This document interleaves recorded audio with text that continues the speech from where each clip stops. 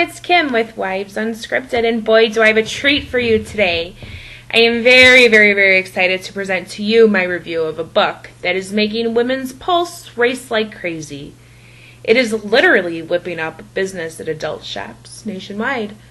A book that Entertainment Weekly quotes, "is in a class by itself. This one book is changing women's lives every day." Ladies and gentlemen, I introduce you to 50 Shades of Grey by E.L. James. Holy bejesus. First and foremost, if you are under the age of 18, or my mom, please turn this video off. No, really, Mom? Please turn the video off. 50 Shades of Grey. What can I even say about 50 Shades of Grey? There is so much going on in this book. I know I'm not going to cover it all, but please bear with me. First of all, if you've never read this book and you are the type of person who blushes at the word erection, don't read this book. It's not for you. If you don't have an open mind, don't even think about opening this book. It's a book, it's a fiction, it's a made-up story, and we all do need to remember that when we read it. I personally couldn't resist reading the book. They talked about it at work. They wanted to start a book club at work with 50 Shades of Grey. I heard about it at the bar. The bartender was talking about it. The waitresses, the people sitting at the bar. That's all they talked about. At the grocery store, you heard about it. At Target, you heard about it because they sell it there. Everywhere you go is talk about 50 Shades of Grey. So what is the big deal about 50 Shades of Grey? Well, first of all, it's considered mommy porn. Which, to me, that phrase is so wrong, but that's what the media gave it, the title of mommy porn. So, there's this girl, Anastasia Steele. She is the narrator of the book. She's 21 years old. She's a virgin, and this is her last year of college. She's ready to graduate. She does her roommate, who's also her best friend, named Kate, a favor one day, and goes and interviews this handsome young 27-year-old CEO. Totally hot, totally, rich. At that point, you know right away. Okay, so this CEO's name is Christian Grey, and the narrator is Anastasia. Anastasia? Not anesthesia, like that you need for surgeries. Her name's Anastasia. I'll call her Anna from now on. Thank you.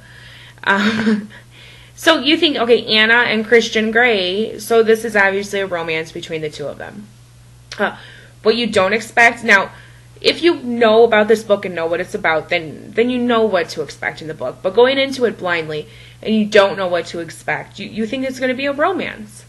What you don't expect is Anna has to sign a contract to be in a relationship with Christian. And this isn't any type of contract. This contract would frighten 90% of American women. Guaranteed. I would be frightened. It has words like hard limits and soft limits on it. Not going to go into details what that means. Use your imagination, read the book, whatever you need to do. The book takes you into an adventure, into a red room of pain. Yeah. Takes you into places you've never dreamt of. I personally had to Google some tools that they used. I guess you could call them toys that they used, and other things that happened in the book, and I still don't believe that they're real at all. But whatever, to each its own, correct? So the relationship is not normal, as you can see. But it's not all about this S&M stuff. It is revealed in the book that Christian Grey comes from a very troubled past, a horrible childhood, one that, I don't know how I would recover from. And the way that he deals with it is through being in control. So he wants to be in control of everything. And also, like every other man around, he has these horrible mood swings, which I would probably be scared from. Anyways, he not only controls their sex life and what they do and what they don't do. Well, it's not like they really don't do anything, but what they do in their sex life, I should say. But also, he buys her a car. He tells her when to eat, what to eat. He better be eating, otherwise he's going to get mad. and then she'll have a punishment. Who she talks to, she has a friend who he really doesn't like, and he doesn't like her talking to him, but they're just friends, so it's not a big deal. At one point, he buys her a computer and a BlackBerry, and this reason, so if the phone rings, she better pick it up. He wants access to her 24/7. He instructs her to call him sir, and sets rules for her on everything that she does. But Anna, Anna might seem like this sweet, innocent girl, but she's also very smart. Not that you can't be sweet and innocent and not smart, but she's very curious about this lifestyle, especially because she is a virgin and she's never been in a relationship before. So this is all that she's ever had. But she knows she wants more. Duh. He's a billionaire and he's hot. Who wouldn't want more? He will give her anything that she wants. I wouldn't want more. No.